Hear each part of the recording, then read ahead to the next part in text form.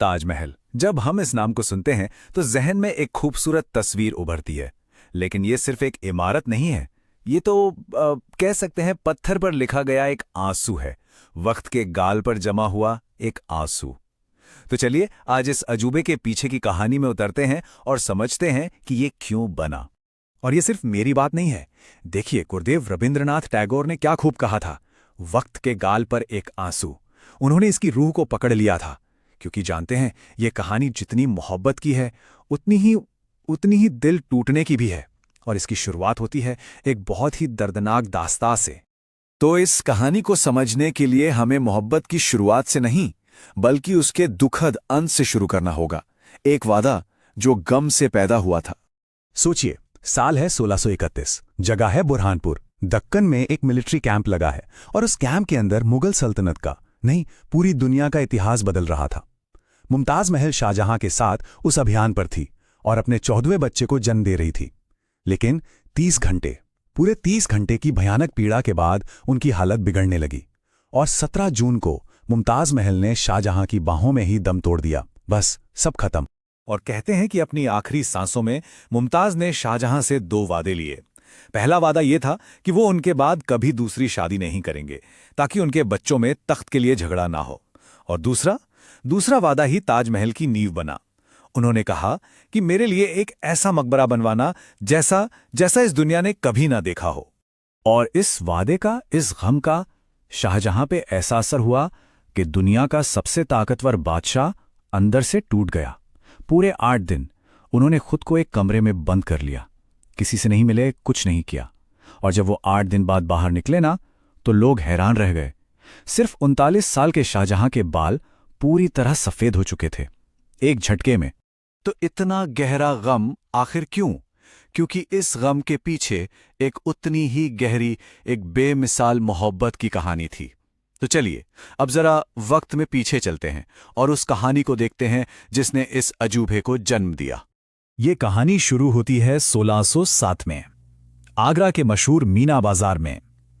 एक तरफ थे 15 साल के शहजादा खुर्रम, जो आगे चलकर शाहजहां बने, और दूसरी तरफ थी 14 साल की अर्जुमंद बानो बेगम। कहते हैं पहली ही नजर में शहजादा खुर्रम अपना दिल दे बैठे। सगाई भी फौरन हो गई, लेकिन शादी, उसके लिए उन्हें पूरे 5 साल इंतजार करना पड़ा। ज्योतिषियों ने कुछ ऐसा ही कहा था। जब शादी हुई तो अर्जुमंद बानो बेगम बन गई मुमताज महल, मतलब महल का चुना हुआ नगीना। और वो सच में नगीना थीं। वो सिर्फ एक बेगम नहीं थीं, वो शाहजहां की हमसफर थीं, उनकी सबसे करीबी दोस्त और सबसे भरोसेमंद सलाहकार। सोचिए, जंग के मैदान में भी वो उनके साथ जाती थी। और सबसे बड़ी बात, जो शाही मोहर होती थी ना, मोहरुजा, जिससे सारे शाही फरमान जारी होते थे, वो मुमताज के पास रहती थी। उस जमाने में एक महिला के हाथ में इतनी शक्ति, ये कोई छोटी बात नहीं थी। 19 साल के साथ में उनके 14 बच्चे हुए। ये बताता है कि उनका रिश्ता कितना गहरा था। और इसी बेमिसाल मोहब्बत की निशानी बनाने का वादा शाहजहां ने किया था। अब वक्त था उस वादे को पूरा करने का, एक ऐसे ख्वाब को हकीकत में बदलने का जो उस वक्त लगभग नामुमकिन सा लगता था। तो इस नामुमकिन से दिखने वाले सपने को सच करने के लिए एक बहुत बड़ी फौज चाहिए थी, कारीगरों की फौज। और जानते हैं कितने लोग लगे? 20,000। पूरे मुगल साम्राज्य से और तो और सेंट्रल एशिया तक से 20,000 कारीगर और मजदूर इस एक काम के लिए बुलाए गए थे। अब देखिए, ताजमहल के साथ ना एक बहुत ही डरावनी कहानी भी जुड़ी हुई है। सबने सुनी होगी कि जब ताजमहल बनकर तैयार हो गया तो शाहजहां ने उन 20,000 कारीगरों के हाथ कटवा दिए, ताकि ऐसी कोई दूसरी इमारत कभी बन ही ना सके। लेकिन क्या ये सच है या सिर्फ एक कहानी? देखिए, ये कहानी सुनने में तो बहुत नाटकीय लगती है, लेकिन सच कुछ और है।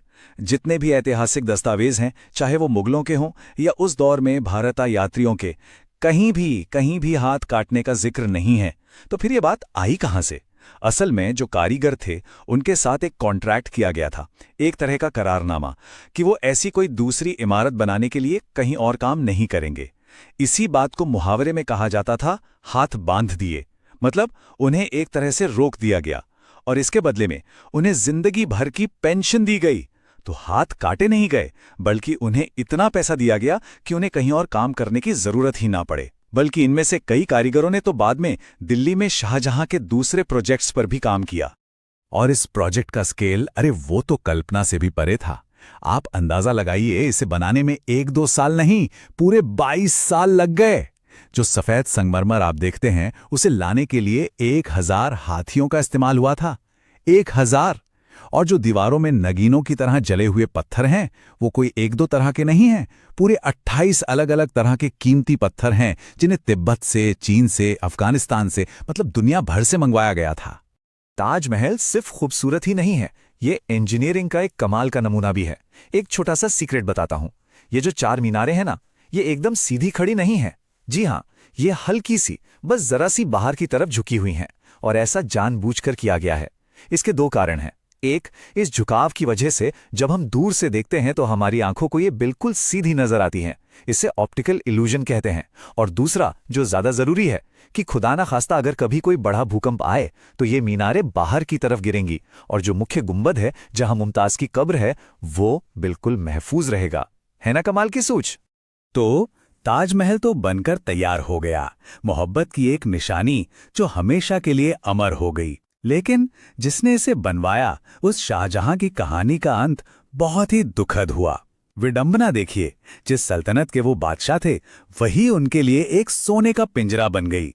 हुआ ये कि 1657 में शाहजहां बहुत बीमार पड़ गए, और बस उनके बीमार पड़ते ही उनके बेटों के बीच तख्त के लिए एक खूनी जंग छिड़ गई।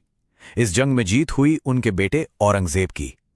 औरंगजेब बहुत चालाक और उतना ही बेरहम था। उसने अपने सारे भाइयों को रास्ते से हटाया, तख्त पर कब्जा किया और अपने ही पिता बादशाह शाहजहां को आगरा के किले में कैद कर दिया। सोचिए, जिस बादशाह ने इतना कुछ बनाया, वो अपने ही बेटे का कैदी बन गया। औरंगजेब की क्रूरता की हद तो तब हो गई जब उसने आगरा के किले की घेराबंदी के दौरान पानी की सप्लाई ही काट दी। उस वक्त कैद में प्यास से तड़पते शाहजहां ने अपने बेटे को एक खत लिखा, जिसके अल्फाज आज भी दिल चीर देते हैं। उन्होंने लिखा, तुम काफिरों से भी बदतर तानाशाह हो। वे तो अपने मरे हुए पुरखों को भी पानी देते हैं, और तुम अपने जिंदा बाप को पानी देने से इनकार कर रहे हो। अपनी जिंदगी के आखिरी 8 साल शाहजहां ने आगरा के किले के मुसम्मन बुर्ज में कैद रहकर गुजारे। और सबसे बड़ी ट्रेजेडी क्या थी? ये वही बुर्ज था जिसे शाहजहां ने खुद अपने आराम के लिए बनवाया था। अब वो उसी में कैद थे। उनका एकमात्र सहारा, एकमात्र सुकून, बस एक चीज थी, उस कैद की खिड़की से अपनी मोहब्बत की निशानी, ताजमहल का नजारा। वो बस उसे ही देखते रहते थे।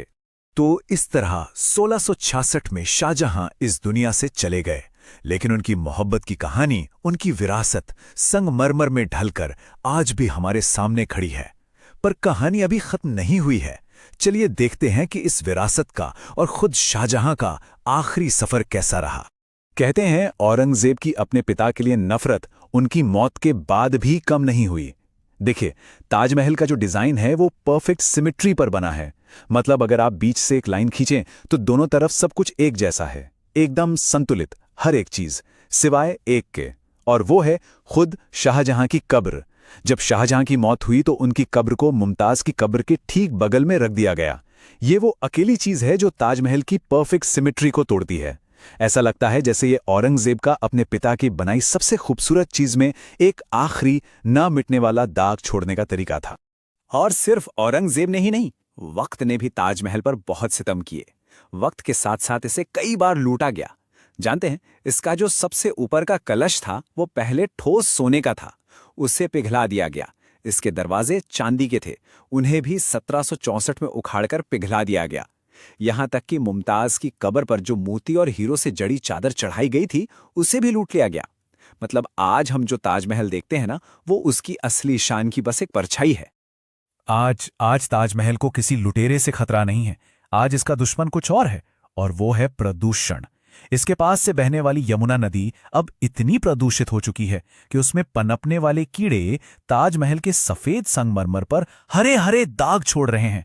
और इस मोहब्बत की निशानी को बचाने के लिए आज इस पर बार बार मुल्तानी मिट्टी का लेप करना पड़ता है, जैसे किसी बीमार का इलाज किया जा रहा हो। तो आखिर में सवाल यही रह जाता है, ताजमहल असल में है क्या? क्या ये एक बादशाह की अपनी बेगम के लिए अमर प्रेम की निशानी है, या फिर ये एक ऐसे असहनीय गम का सबूत है जिसे वो कभी भुला ही नहीं पाए? एक बेमिसाल खूबसूरती जो दिल टूटने से पैदा हुई। शायद शायद इसका जवाब हर किसी के लिए अलग है। जो भी इसे देखता है अपनी कहानी इसमें ढूंढता है।